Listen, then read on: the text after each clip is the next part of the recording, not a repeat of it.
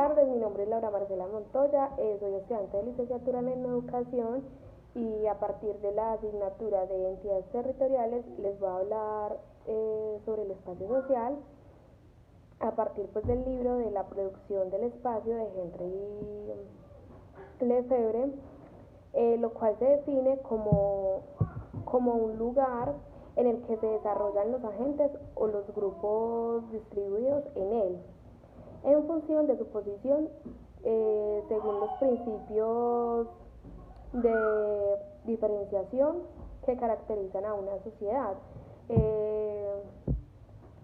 Esto es de acuerdo pues al capital que ellos manejan, ya sea económico o cultural. Ya entablándonos pues en el libro, en el texto de Henry Lefebvre, él nos habla del espacio y nos dice que no es una cosa entre las cosas y que no es un producto cualquiera entre los productos. Más bien envuelve o conlleva a las cosas producidas y comprenden sus relaciones de su coexistencia en su orden o desorden. O sea, esto es más bien muy relativo. El espacio social también permite tener en un lugar determinadas acciones, sugiere y prohíbe cosas. Entonces esto es como lo que conocemos hoy en día como el toma y dame. Entre esas acciones, unas las remiten al universo de la producción y otras son las que las consumen. Lo cual quiere decir que es el disfrute de los productos, del producto, y el espacio social permite múltiples conocimientos a esto. Bueno, por otra parte, el espacio social se revela en su particularidad en la medida en que deja de ser indistinguible del espacio mental. O sea, esto lo hablan algunos filósofos y algunos matemáticos. Por un lado, y por el otro está el espacio físico. Listo. Por el otro está el espacio físico. Ya como entrándonos en otro tema, como en el tema de la palabra, del término producción, perdón, se habla de la aceptación amplia. Nosotros como seres humanos somos personas sociales y somos personas sociales y ¿cómo le explico?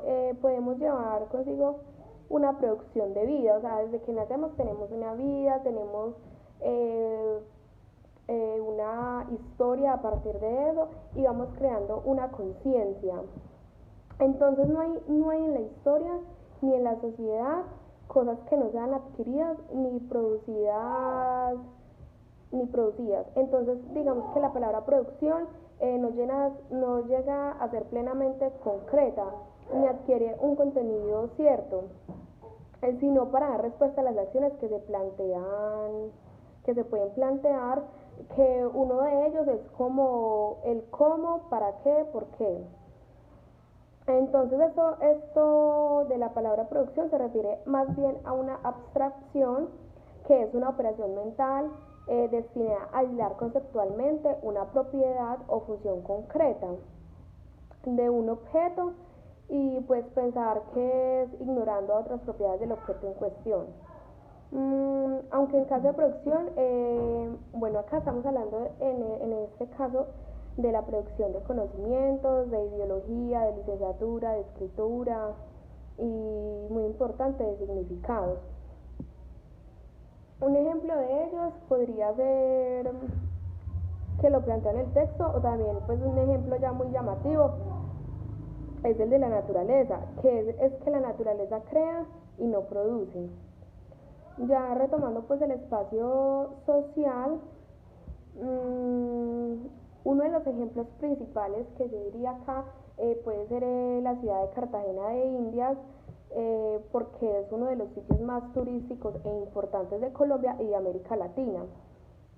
El hecho de ser, fue declarada como Patrimonio de la Humanidad por la UNESCO, como una potencia turística. O sea, esto es casi el 100% turístico, porque ya consigue una historia, bueno, no solamente porque es Cartagena, sino mucho Colombia, en diferentes sitios, ciudades, siempre se conlleva una historia y también, pero aquí sí se como que se resalta los estilos arquitectónicos y neoclásicos.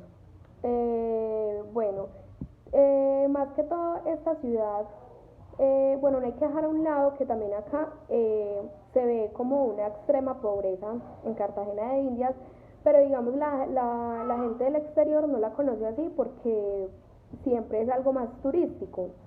En ellos, en los lugares como más turísticos que se ven acá, pues es el Castillo San Felipe, que es una fortificación que está situada en el Cerro San Lorenzo y fue construida en 1657 por militares españoles y esclavos africanos.